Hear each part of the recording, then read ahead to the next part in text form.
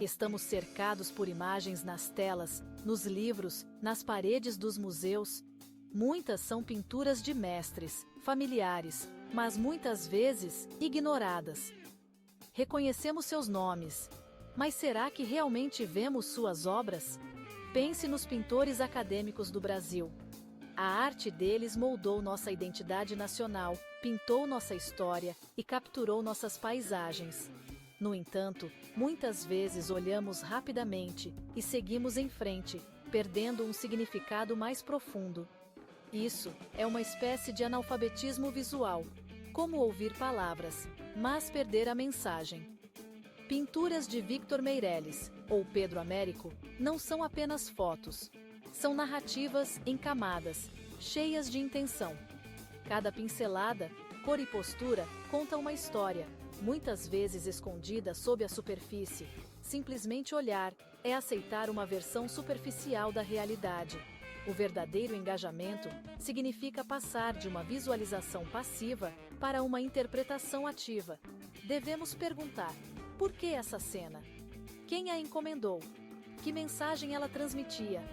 Essas perguntas transformam pinturas em documentos históricos, janelas para o passado.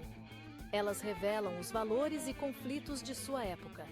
A educação artística não é sobre memorizar nomes, é sobre desenvolver uma consciência crítica. O primeiro passo é admitir que muitas vezes olhamos sem ver. Essas grandes pinturas não são apenas decoração. São argumentos, ferramentas de persuasão e, às vezes, instrumentos para obscurecer a verdade. Ao aprender a ler textos visuais, entendemos como nossa visão da história é moldada. Iniciamos uma jornada além da superfície, no coração do significado. Essa jornada nos transforma de consumidores passivos em intérpretes ativos. Não se trata apenas de ver a arte, trata-se de ver através dela. Só então desvendamos o verdadeiro poder dessas imagens. Vamos começar a olhar mais profundamente. Quem eram esses artistas que pintaram a história do Brasil? Eles eram produtos da Academia Imperial de Belas Artes, moldados por tradições europeias.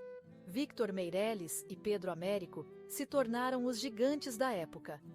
Meirelles conhecido pelos detalhes e drama, Américo pelas cenas de batalha dinâmicas. Suas obras mais famosas, A Primeira Missa no Brasil e Independência ou Morte, tornaram-se ícones nacionais.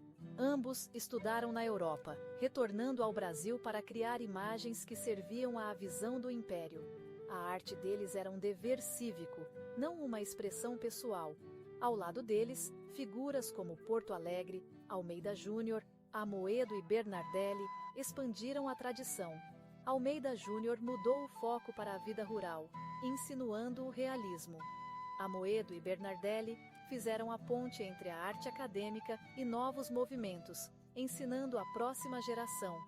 Juntos, esses artistas construíram uma epopeia visual para uma nação em busca de identidade. Seu trabalho reflete um tempo, estilo e propósito específicos. Construir o Brasil através de imagens. Compreender o contexto deles é fundamental para entender a arte deles. Eles não apenas pintaram a história, eles ajudaram a inventá-la. Vimos essas pinturas em livros didáticos, em cédulas, em documentários.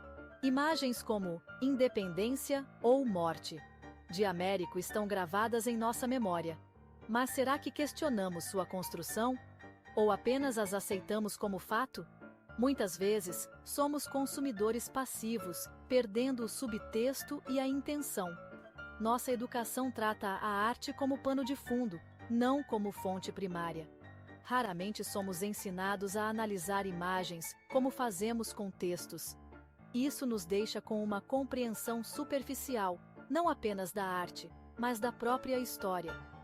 As pinturas se tornam testemunhas silenciosas, quando na verdade estão gritando mensagens moldadas por artistas e seus patronos. Ver apenas cenas campestres pitorescas na obra de Almeida Júnior é perder o comentário social. A verdadeira visão começa quando paramos de apenas olhar e começamos a questionar. A arte não é neutra, é construída, persuasiva e política. Devemos aprender a ler imagens tão criticamente quanto lemos palavras. Só então vemos o que realmente está lá. Como passamos de olhar para ver? Fazendo perguntas melhores. Quem fez essa obra? Quando e por quê? O que estava acontecendo no Brasil na época? Que história a obra de arte conta? E o que ela representa além de seu tema? Como o artista usou a técnica, a composição e a cor para moldar o significado? O artista fazia parte de um movimento: neoclassicismo, romantismo, realismo. Essas perguntas nos forçam a desacelerar e conectar a arte, a história e a cultura. Uma pintura se torna uma afirmação complexa, não apenas uma imagem bonita. Ao questionar, nos capacitamos a ler a linguagem visual da arte. Vemos não apenas o que é representado, mas por quê. Esta é a base de uma relação crítica com a arte. Ver é compreender. Para desenvolver um olhar crítico, precisamos de uma metodologia.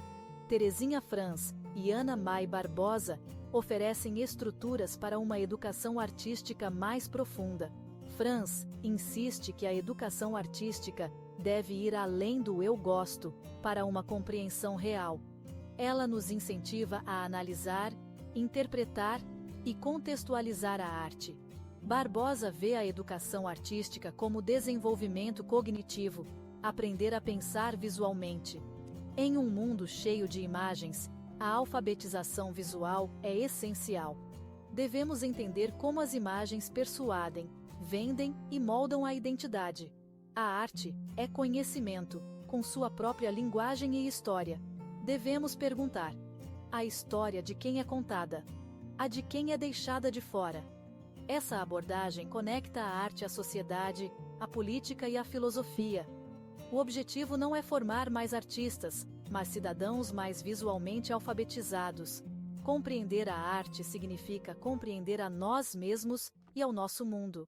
Para tornar isso prático, desenvolvi a abordagem triangular: contextualizar, fazer e apreciar. Essas três ações formam um ciclo dinâmico, não uma sequência rígida. Contextualizar significa pesquisar o artista, a época e o contexto social. Sem contexto, a arte perde o significado. Fazer é prático. Os alunos criam, experimentam e obtêm insights sobre o processo criativo. Não se trata de copiar, mas de explorar a linguagem da arte por dentro. Apreciar, ou ler a imagem, significa analisar elementos formais e interpretar símbolos. É aqui que o conhecimento e a experiência se unem. A abordagem triangular cria um engajamento holístico e significativo com a arte. Ela nos ensina a ver, fazer e compreender. Aprendemos a falar sobre como as imagens se comunicam. Esse método transforma a educação artística em uma ferramenta poderosa para o pensamento crítico. É um ciclo de descobertas. Vamos aplicar isso à primeira missa no Brasil de Victor Meirelles. À primeira vista, é uma cena pacífica e sagrada. Colonizadores e indígenas reunidos em harmonia. Mas vamos contextualizar.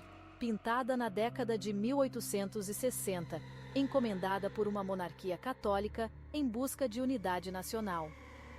A pintura apresenta a colonização como uma missão civilizatória, não uma conquista violenta. Meirelles idealizou o evento, usando licença artística para criar um mito fundador. Lendo a imagem, vemos a cruz no centro, portugueses piedosos, indígenas passivos e marginalizados. Isso não é uma representação neutra. Reforça a hierarquia colonial e apaga o conflito. Quando os alunos olham mais profundamente, eles veem a pintura como um argumento, não como um fato. Eles começam a desconstruir o mito e a questionar as narrativas oficiais. Esse é o poder da educação artística, nos ensinar a ler nossa própria história criticamente. A arte não é apenas um registro, é uma construção. Ao questionar, recuperamos nossa compreensão. Vemos com novos olhos.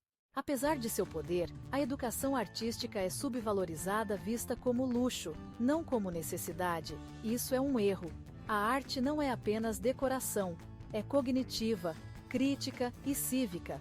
Sem alfabetização visual, somos vulneráveis à manipulação da mídia e da propaganda.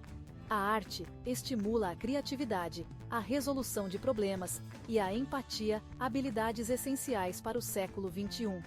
É interdisciplinar: história, matemática, ciências, literatura, tudo visível. Um programa de arte forte fortalece todo o aprendizado e forma cidadãos completos. A arte fomenta a identidade, a empatia e a coragem de questionar o poder. Devemos lutar pelo lugar da arte nas escolas e na sociedade. Apoie os professores de arte. Visite museus. Converse sobre imagens com as crianças. Pare de ver a arte como um luxo, reconheça-a como uma necessidade humana fundamental. A arte transforma indivíduos e sociedades. Vamos colocar a arte de volta no centro da educação, não como decoração, mas como o motor de um mundo mais crítico, criativo e justo. O futuro depende de como e o que escolhemos ver. Vamos escolher ver profundamente.